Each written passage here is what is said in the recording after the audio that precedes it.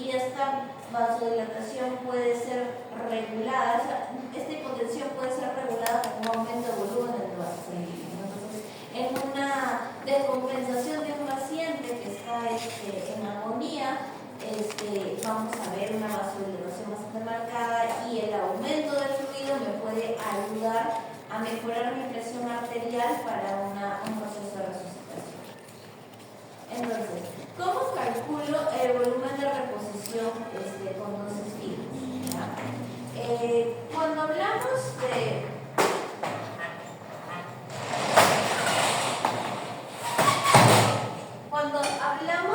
en este caso de volumen total, estamos hablando de cuántos fluidos debe recibir un paciente en una situación, por ejemplo, de restitución y pérdida, ¿no? Supongamos que tenemos un paciente que tiene parvovirus, ¿no?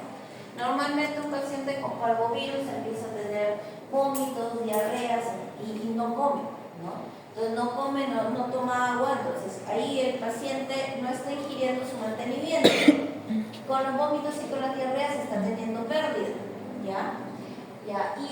Y evidentemente está empezando a tener un déficit al reducir lo que es su grado de deshidratación, ¿ya?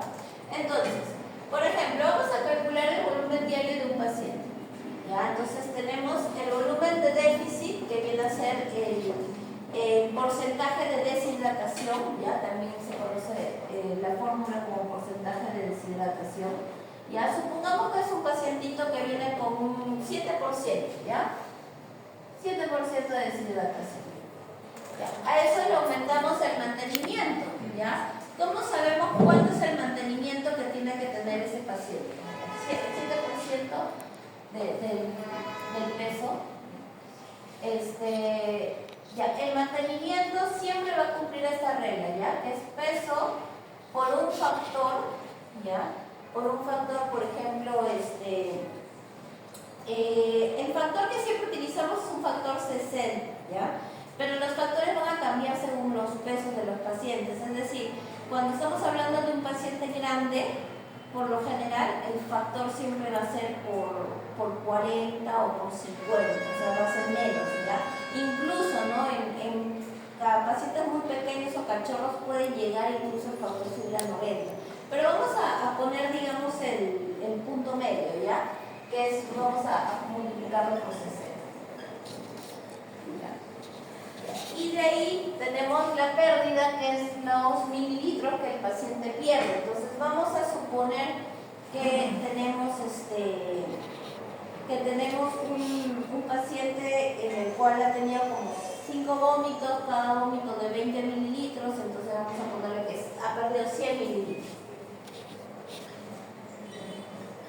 ¿Ya? Entonces yo tengo el 7%,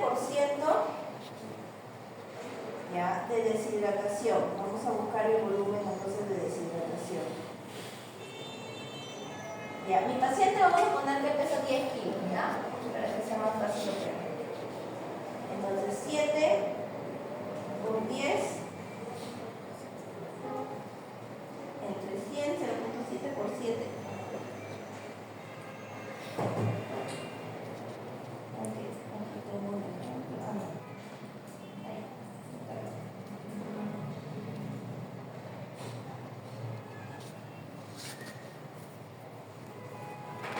Entonces, otra cosa que aquí me estaba olvidando es que siempre va a ir multiplicado por un factor, ¿ya? Y el factor va a ser un factor 10, ¿ya?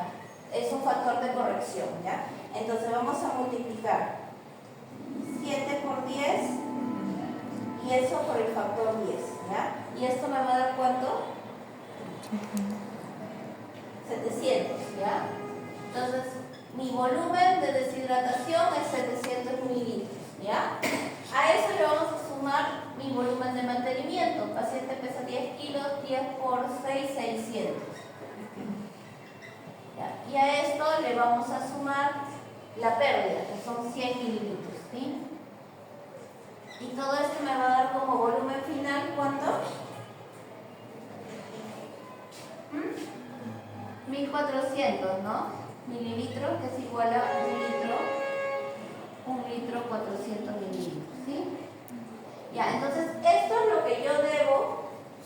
suministrarle a mi paciente en 24 horas. ¿Ya? Entonces, a este paciente con parvo, yo calculo infundirle esa cantidad de 24 horas. ¿Y para qué me sirve eso? Para poder tener su velocidad de goteo, ¿no? En una bomba de inducción calculo. Entonces tengo 1400 entre 24, eso quiere decir que yo le voy a pasar aproximadamente a mi paciente 58.3 mililitros de suero en una hora. ¿Ya?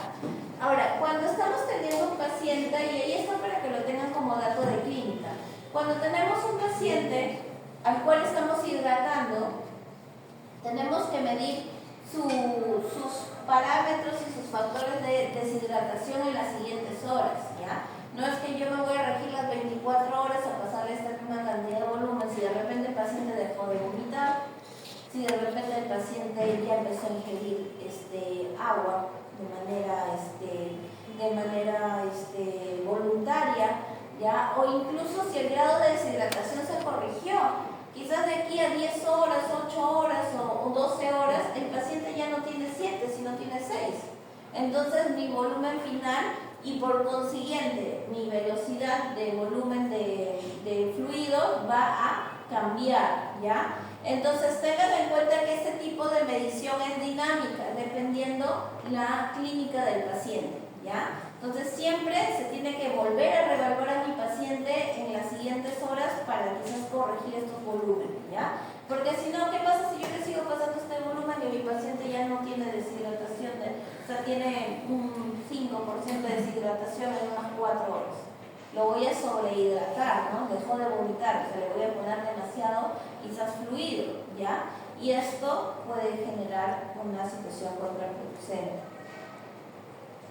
¿Ya? Entonces, recordemos, a grosso modo, el cuadrito de los grados de deshidratación. Ya consideramos menos del 5% una deshidratación no observable, ¿ya? Alrededor del 6% ya podemos considerar una deshidratación leve, mínima, ¿ya? Donde no vamos a ver quizás alguna alteración como tal, salvo una ligera retracción del pliegue cutáneo. Ya cuando tenemos hidrataciones del 6 al 8 ya estamos hablando de una deshidratación moderada, ¿ya?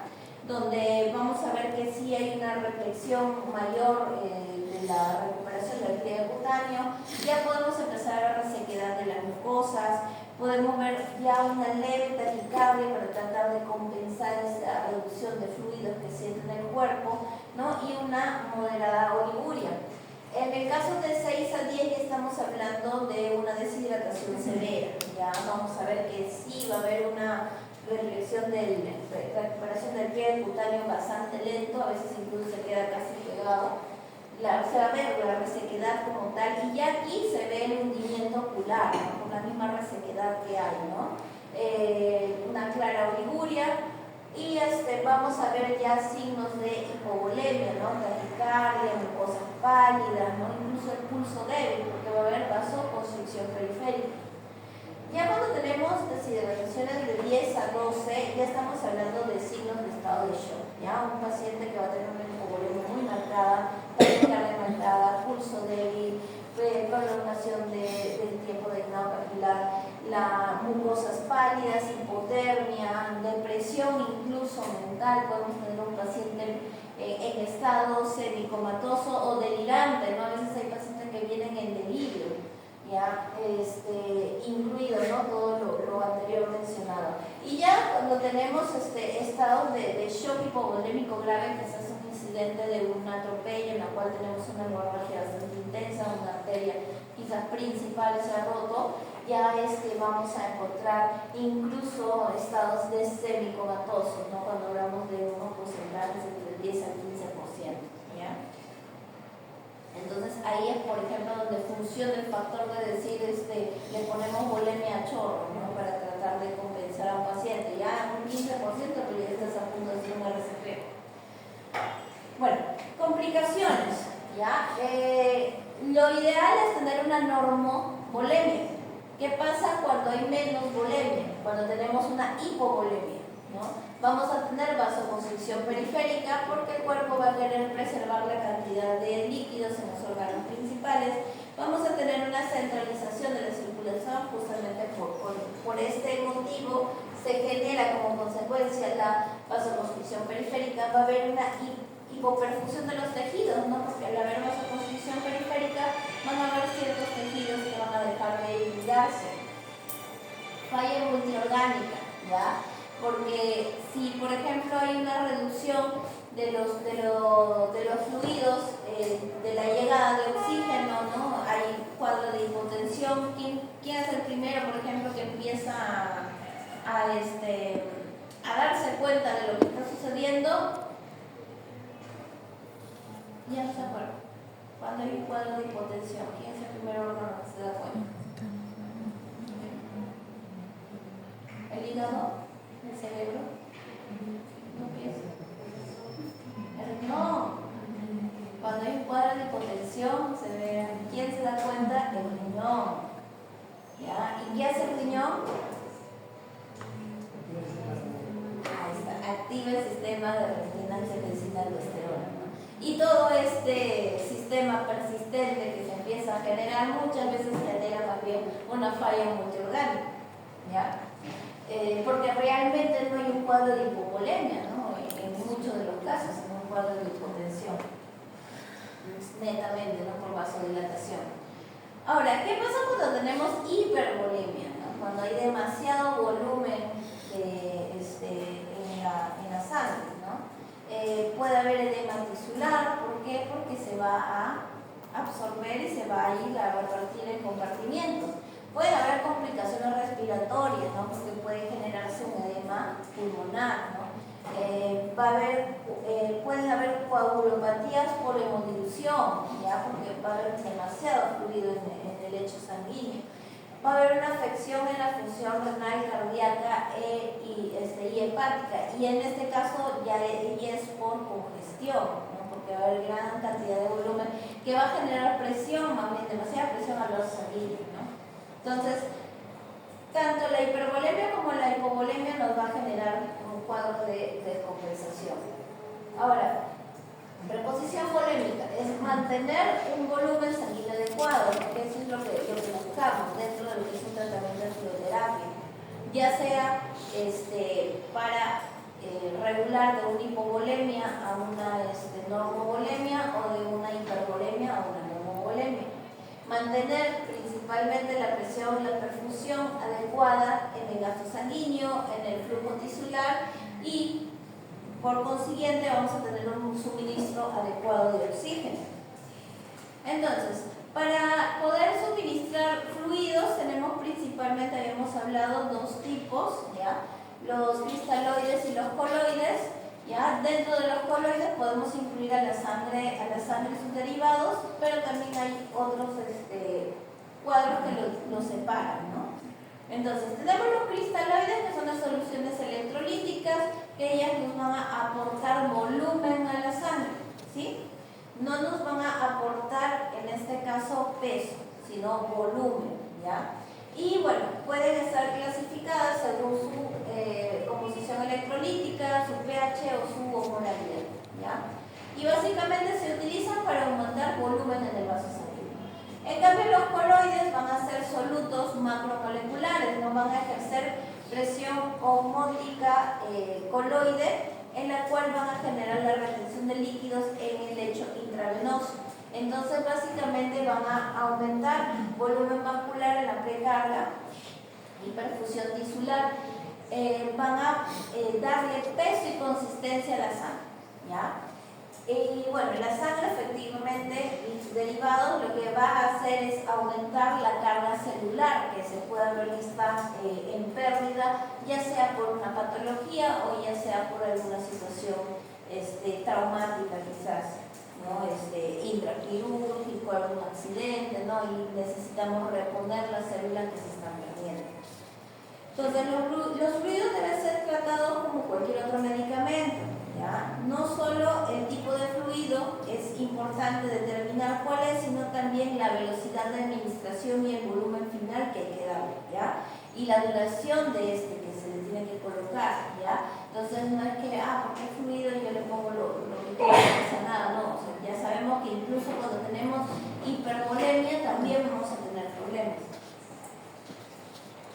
Entonces, los cristaloides. ¿Qué son los cristaloides? Es agua y soluto, son aguas y solutos de bajo peso molecular. Entonces van a aportar básicamente electrolitos y glucosa dependiendo de lo que yo necesito para mi paciente. Entonces difunden libremente por los tres compartimientos, ¿ya? Tanto por el intravascular, el intersticial, ¿ya? Y el extravascular. Entonces, tenemos tres tipos de cristaloides, ¿ya? Los isotónicos, los hipotónicos y los hipertónicos, ¿ya? Que básicamente esta clasificación se va a dar por su función de tonicidad en la célula, ¿ya? Y que va a estar relacionado con la concentración de sodio, ¿ya? Entonces, los isotónicos son aquellos fluidos que se van a utilizar para reemplazo o para mantenimiento. ¿Por qué? Porque estamos hablando de que tiene el mismo contenido de sodio tanto a nivel intra como extracelular. Cuando hablamos de los hipotónicos, estamos hablando de soluciones en las cuales tengo menos porcentaje de sodio y quizás lo que busco es más bien hidratar un poco más la célula y lo hago a través de soluciones glucosadas que me van a jalar fluidos, ¿no? Y las hipertónicas son más bien lo contrario, ¿no? Los que tienen mayor cantidad de concentración de sodio, ¿no? Ahí tenemos lo que van a tener concentración de 7.5%, por ejemplo, de hipertónico salino o los glucosados mayores al 10%. Como cristaloides isotónicos tenemos al lactato Ringer, a la solución salina al 0.9%, también el isofundin, ¿ya? Que es un alcalinizante muy similar al lactato Ringer, ¿ya? El lactato Ringer es un alcalinizante que contiene lactato, ¿ya? Que es el precursor del bicarbonato y necesita ser usado en pacientes que tengan un hígado competente, ¿ya? Porque para su metabolización necesitamos que haya una buena función hepática. Es decir, si yo tengo un paciente con una hepatopatía, un lactato Ringer no sería una buena opción para su gerencia, ¿ya? Y se recomienda, por ejemplo, en situaciones en las cuales hay una situación de acidosis metabólica, entonces el lactato Ringer me ayuda a regular, ¿ya? Solución salina va a funcionar como un acidificante, no lleva potasio, solamente lleva cloruro y sodio y se utiliza básicamente en patologías que cursan con hiperpotasemia, ¿ya? Básicamente para a través de el sodio reducir la cantidad de potasio, al aumentar la cantidad de sodio, cuando tenemos falla renal, azotemia postrenal, ¿no? O síndrome de Addison. En el caso del isofundin, ya también es un alcalinizante, pero en este caso no necesitamos al hígado para su metabolización. Entonces, en pacientes con patologías que tengan relación con el hígado, sería una mejor opción usar el isofundin. Ya, entonces aquí, por ejemplo, podemos ver la composición relacionados con el plasma, ¿no? Para poder ver cuál es el más parecido. Aquí podemos observar que entre sus valores, el que se acerca un poco más a los valores sanguíneos, ¿ya? Y tiene casi los mismos electrolitos es el lactato Ringer, ¿ya? Es por ello que, por ejemplo, en casos de emergencias, el que usamos de reposición dentro de lo que son electrolitos muy similares a la sangre es el lactato Ringer, ¿ya? Incluso cuando tenemos pérdida de solutos, podemos utilizar el lactato Ringer como reposición hasta poder quizás conseguir alguna transfusión de solutos, no usar sangre entera. Luego tenemos como soluciones de mantenimiento, ¿ya? Aquellas soluciones que nos van a ayudar a corregir las pérdidas fisiológicas diarias, ¿ya? Las que se pierden por orina, por respirar, por la saliva, ¿ya? Por las heces. Entonces ahí estamos hablando de aquellos que contengan potasio, aumento de potasio, reducción de sodio y de glucosa, ¿no? Básicamente la pérdida, lo que vamos a ver es esto, ¿no? Que aumenta la pérdida de potasio y reduce la pérdida de sodio. Bien. Ahora, hablemos de los hipotónicos. Cuando hablamos de los hipotónicos estamos hablando de que el espacio intersticial pasa muy rápido del espacio intersticial a la intracelular, ¿ya? Por ejemplo, la glucosa al 5%, ¿no? Que es agua con glucosa, ¿ya? No me va a dar en sí un aporte energético, pero lo podemos utilizar, ¿no? Como mantenimiento, básicamente. ¿Ya? Indicados en patología donde hay que limitar la administración de sodio, por ejemplo, si hay hipernatremia, no puedo ponerle yo un cloruro de sodio, ¿no? Porque voy a aumentar la cantidad de sodio y lo que busco es un mantenimiento, entonces puedo usar una solución glucosada al 5% o incluso, ¿no? Más reducido a su porcentaje. Contraindicado en terapia de shock, porque puede causar intoxicación acuosa, ¿no? En el espacio intracelular, o sea, puede generar edemas. ¿Por qué? Porque hay en una terapia de shock nosotros buscamos aportar mayor cantidad de peso molecular, ¿no? Repone las pérdidas de agua, ya sin electrolitos, ya, y lo podemos usar en caso de pacientes que no tienen pérdidas, sino que tienen reducción de ingesta, de restricción de lo que sería el consumo hídrico. En el caso de los hipertónicos tenemos a la solución salina al 7.5%, soluciones salinas bastante concentradas, van a tener un efecto inmediato, entonces se pueden utilizar para aumentar volemia de manera muy rápida en situaciones de emergencia. ¿Ya? No son volúmenes o no son fluidos que se van a usar como un mantenimiento. Por ejemplo, un paciente internado que lo tiene como un fluido, o sea, un hipertónico no se usa de esa manera. Se utiliza solamente en fracciones de tiempo, 20 minutos, 30 minutos, a lo mucho utilizarlo 60 minutos seguidos. ¿Ya? En caso de una resucitación, por ejemplo, se puede utilizar un suero hipertónico, ¿no? Entonces, se utiliza en hipovolemias primarias graves, ¿no? En pacientes de gran tamaño, ¿no? Porque esperar pasarle cantidades de volúmenes muy grandes no nos va a ayudar a estabilizar tan rápido. Entonces, nos puede servir como les decía, ¿no? En un pequeño fragmento de tiempo para mejorar volumen y de ahí ya lo mantenemos como uno de mantenimiento. Traumatismos craneoencefálicos me van a ayudar a mejorar la perfusión cerebral porque van a aumentar la presión sanguínea, ayuda a prevenir y resolver los edemas cerebrales. Traumatismo torácico abdominal o síndrome de dilatación, torsión gástrica también me puede ayudar porque son pacientes que llegan con bastante grado de deshidratación de compensación. En el caso del perro lo podemos usar de 3 a 7 mililitros por kilo, considerando una aplicación de unos 10 a 15 minutos. En el caso del gato, de 2 a 4 mililitros por kilo. ¿Ya? Y incluso para prolongar la acción se puede combinar o aplicar en conjunto con un coloide. ¿Ya? Tener cuidado con los riesgos en el aumento excesivo de las cantidades de sodio. ¿Ya? No en deshidratación intersticial, porque más bien va a agravar más la deshidratación intersticial. Porque ¿qué es lo que va a hacer? Está capturando los líquidos para llevarlos a la intracelular.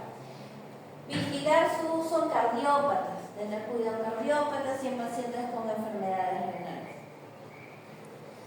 Los cristaloides, por ejemplo, en casos de hipoglucemias, en pacientes menor de 60 milímetros de mercurio, de miligramos de decilitro, ya necesario, si no es posible, mantener dentro de una glucemia de 60 a 120, ¿no? Entonces, ponerlo momentáneamente para poder mantener llegar a esos niveles mínimos. Administrar un bolo de 50, por ejemplo, % de glucosa diluida en 1 nos puede ayudar como un tratamiento para mejorar esa hipoglucemia que se está dando, ¿no? O sea, vendría a ser esto un hipertónico pero glucosado, ya a dosis de 0.5 a 1 mililitro por kilo, ¿no? Reevaluarlo en 15 minutos para ver si es necesario repetir otro bolo más de este glucosado en porcentaje alto, ¿ya? Mantener la glucemia entre 60 y 120, que es el objetivo, ¿no? para que el paciente se encuentre estable. Cuando hablamos de coloides, tenemos los coloides naturales, como la albúmina, el plasma y la sangre entera, y los coloides sintéticos, que son los polisacáridos, como por ejemplo el dextranorm, el dextrasalino. En el caso de polipéptidos, que me va a generar aporte proteico, está la gelafutina y la hidroxialmidones, ya que también me van a generar aporte proteico, ¿no? En el caso de hipoproteinemia, entonces estos son los coloides o los fluidos que yo debería utilizar para mejorar el aporte proteico que está siendo perdido por alguna situación fisiológica, ¿no? Patológica. Ahora, estrategias, ¿no? Tenemos las estrategias liberales y restrictivas. Las liberales son aquellas que promueven la administración de grandes volúmenes de líquido intravenoso para recuperar de manera rápida la bulimia. En cambio, la estrategia restrictiva enfatiza en que la fluidoterapia debe administrarse solo con una indicación clara, ¿ya?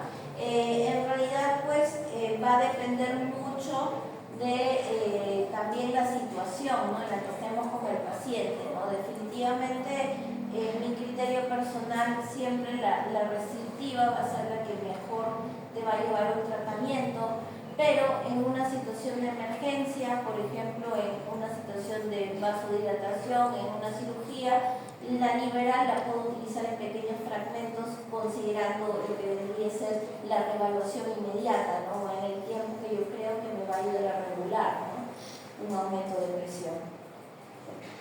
Entonces, hay que tener en cuenta que la fluidoterapia debe estar dirigida por objetivos, ¿no?, porque de esa manera estaríamos nosotros valorando el uso de la fluidoterapia como un fármaco, no como un fluido o como cuando le das agua a un paciente, ¿no?, que no estás midiendo de manera exacta la cantidad de agua que le das, sino que de manera libre, ¿no? No, o sea, tiene que tener objetivos, ¿no? La elección de los líquidos perioperatorios y el tratamiento debe ser individualizado, ¿no? Porque si quizás algún paciente tiene problemas de ventilación durante un procedimiento anestésico, probablemente esté haciendo acidosis respiratoria y yo necesito regular esa acidosis respiratoria que se convierte en una acidosis metabólica con un cambio de fluido. Entonces todo va a depender de mi paciente. Los líquidos deben administrarse cuando los pacientes requieren el aumento de perfusión, ¿ya?, y también respondan al volumen, ¿no? Básicamente, como les decía, índices dinámicos, ¿no? Nosotros nos tenemos que llevar en base a estos índices dinámicos: variación de la presión sistólica, variación de la presión del pulso, variación del volumen sistólico, variación de la forma de la onda pletismográfica. La onda pletismográfica es un parámetro de medición, que eso lo van a ver en la fisiología, que nos va a indicar los grados de vasodilatación o vasoconstricción que están sufriendo los vasos sanguíneos. Entonces también, si yo veo una onda pletismográfica donde la incisura necrótica está muy tirada hacia la zona basal, ya me está indicando una vasodilatación. Entonces ahí yo puedo ayudarme quizás a corregir bulimia para tratar de mejorar eso. La ecocardiografía para evaluar respuesta a fluidos, también una función cardíaca, también se puede realizar, ¿no? Esta es la curva pletismográfica, ¿ya? Y justo la incisura necrótica es montañita de aquí, ¿ya? Normalmente, para mí normal está un poco más en el centro, ¿ya? Entonces, cuando vemos que hay una reducción de la incisura necrótica hacia la zona apical, ¿ya? Aquí, por ejemplo, esto como la diferencia de esto, si se dan cuenta, la cúspide es más como una montañita tipo meseta, ¿ya? Y este es en punta, ¿no? Eso quiere decir que la incisura dicrótica está por acá, solo que está al mismo nivel del ápice de la primera curva. Acá, por ejemplo, se nota que la incisura dicrótica está un poquito más abajo, ¿ya? Porque se ve como una pequeña meseta, ¿no? Después de la punta de la colina. ¿Ya? Entonces, esto, por ejemplo, me indica vasoconstricción. Si tengo vasoconstricción, no voy a pensar en aumentar fluido, porque voy a aumentar mayor presión al vaso. ¿Ya? Cuando lo tengo en la zona central, ya estoy teniendo en cuenta que hay una presión y una contracción del vaso sanguíneo normal. Cuando yo tengo la incisura dicrótica, que es esta de acá, que es igual que la base, o incluso por debajo de la base, eso me está indicando que el vaso sanguíneo está muy dilatado. Si está muy dilatado, no hay presión, la presión se está bajando. En esos casos, por ejemplo, yo puedo considerar el aumento de fluido de manera momentánea hasta corregir lo que me está originando esa vasodilatación. ¿Ya? Ejemplos, ¿no? Llevan un poco para el lado de la anestesiología, ¿no? Cuando, un ejemplo, estamos usando un anestésico inhalado, ¿ya? Que son bastante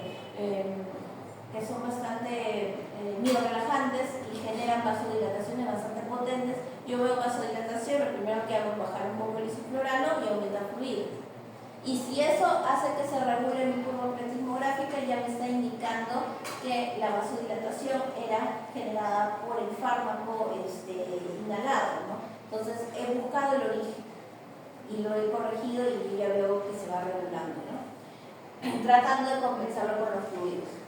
Ya, la hemogasometría básicamente me va a medir lo que es presión parcial de oxígeno, saturación de oxígeno, lactato, ¿ya? Que esto, por ejemplo, nos sirve mucho para ver si hay necrosis tisular, quizás antes de la situación de emergencia. Entonces yo ya no considero utilizar un lactato Ringer, ¿no? O sea, tengo que utilizar otro tipo de fluido, ¿ya? O quizás, no sé, reducción de lactato, ¿no? Colocarlo.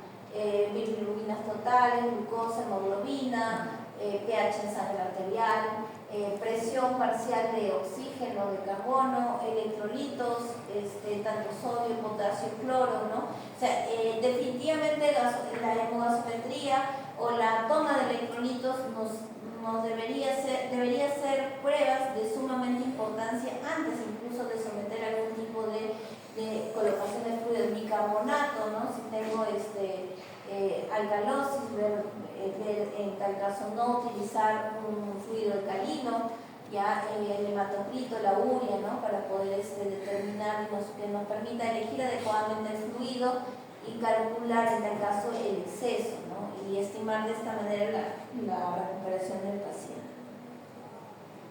Ahora, prueba de provocación de líquidos, ¿ya? Cuándo administrar y cuándo dejar de hacerlo. Nos va a permitir evaluar a un paciente si tiene suficiente reserva de precarga para aumentar el volumen sistólico con más líquido, ¿no? O sea, se administra un bolo de 2 a 5 mililitros por kilo y se monitorea, ¿no? Si vemos que hay respuesta positiva, se puede repetir con otro bolo. Si vemos que hay respuesta negativa o simplemente no hay una mejoría con ese bolo, entonces simplemente se retira y se observa cuál es el punto que realmente me está generando esta descompensación.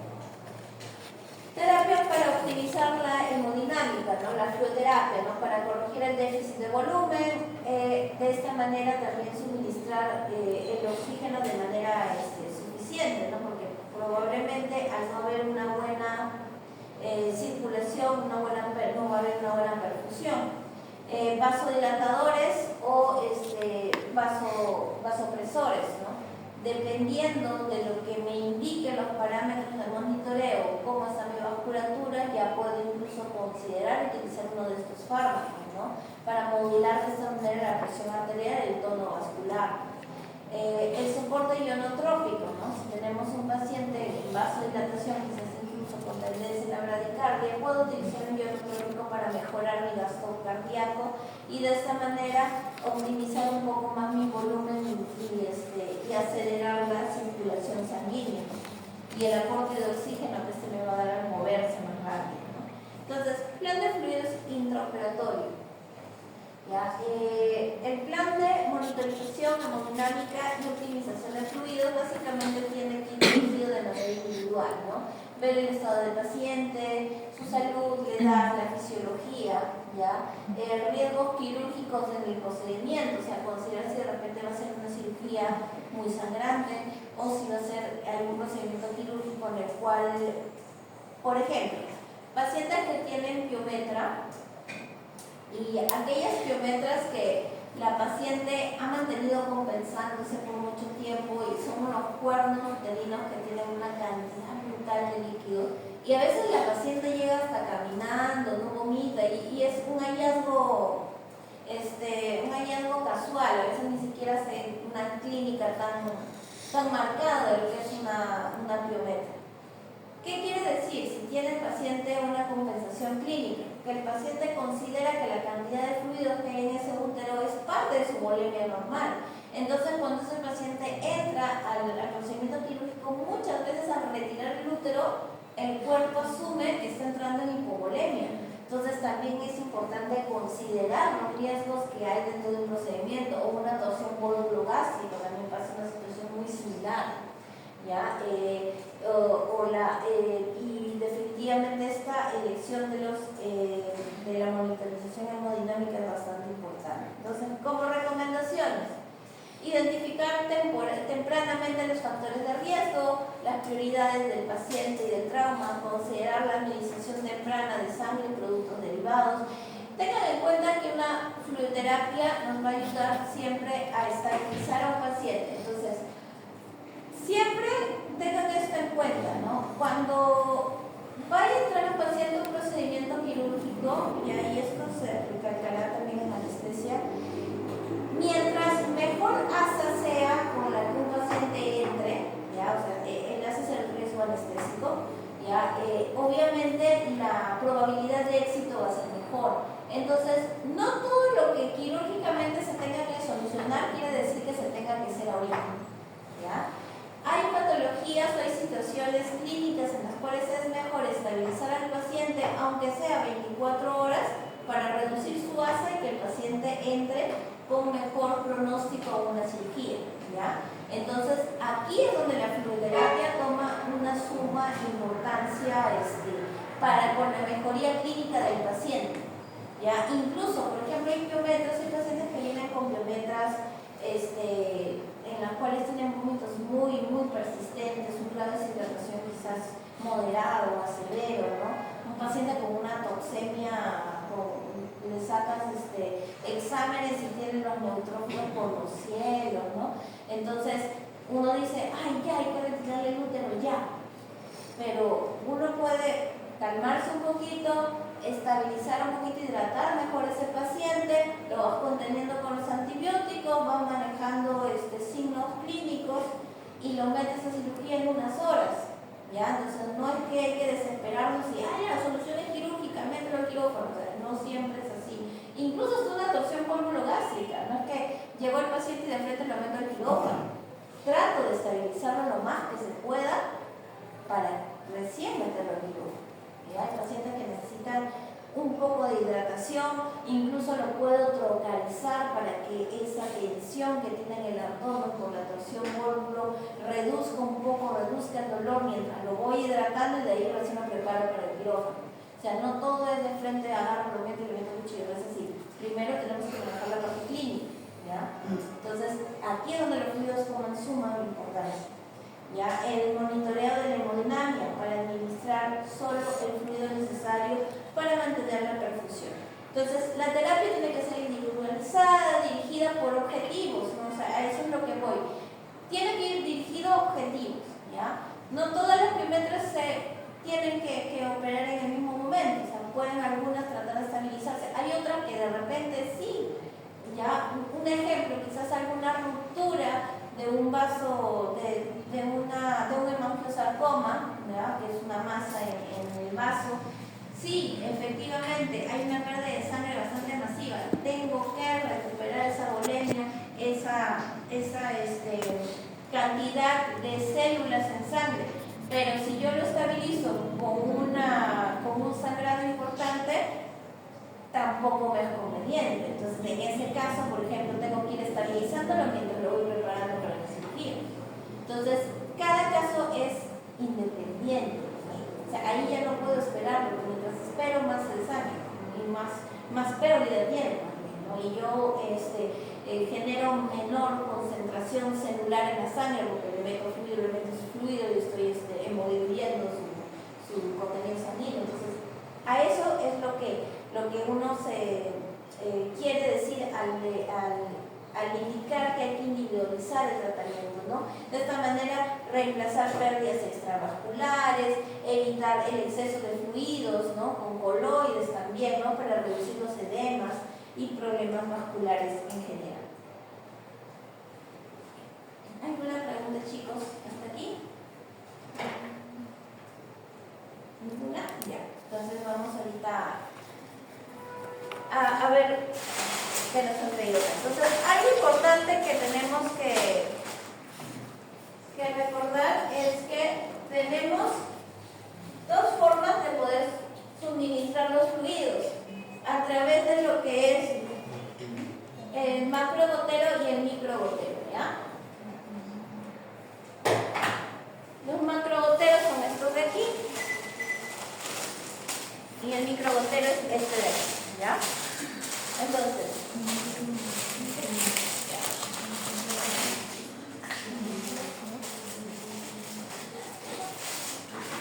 cuando tenemos un macrogotero, si se dan cuenta la diferencia, ¿ya? El tamaño de gota es diferente entre ambos, ¿no? Aquí tiene una agujita que me va a dosificar la gota más pequeña y esta más grande, ¿ya? Ahí se lo pasan para que lo vayan viendo. Entonces, ¿cuándo utilizamos uno y cuándo utilizamos otro? El macrogotero lo vamos a utilizar en pacientes que pesen más de 10 kilos. ¿Por qué? Porque si yo necesito aumentar mi velocidad de volumen o necesito mayor cantidad de volumen, quizás ante una pérdida de líquidos o de sangre, ¿no? Dentro de un procedimiento quirúrgico, yo necesito pasar mayor cantidad de volumen. Entonces ahí utilizo el macrogotero. En el caso de un paciente de menos de 10 kilos, uso el microgotero, ¿ya? En el microgotero, como ven, hay un envase. En ese envase se pone el contenido del fluido, ¿ya? Y ahí, en base a lo que tenemos ahí contenido, donde vamos a generar nuestra velocidad de caída o nuestra velocidad de pasaje, ¿ya?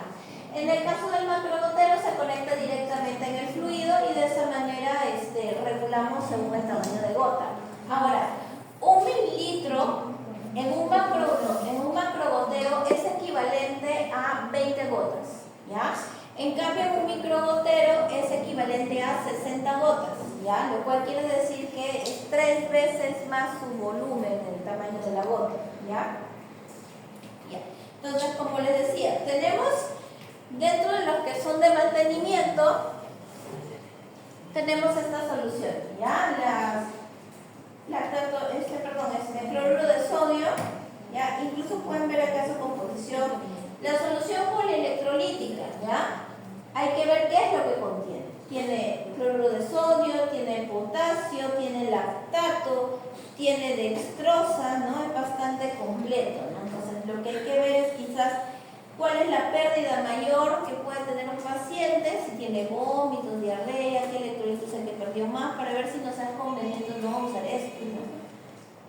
Después tenemos también aquí el lactato Ringer, ¿no? Que tiene sodio, potasio, calcio, cloruro, lactato. Entonces también en base a lo que tenemos acá, vemos qué es lo que requerimos con nuestro paciente y decidimos cuál es el mejor fluido a utilizar. Ahora, cuando hablamos de coloides, ¿ya? Están estos, los coloides sintéticos, ¿ya? Este de acá que es el hipofundin, ¿ya? Que tiene aceite de soya, es muy parecido al propofol, ¿ya? Justamente por eso, por el aceite de soya, tiene glicerol, lecitina de huevo,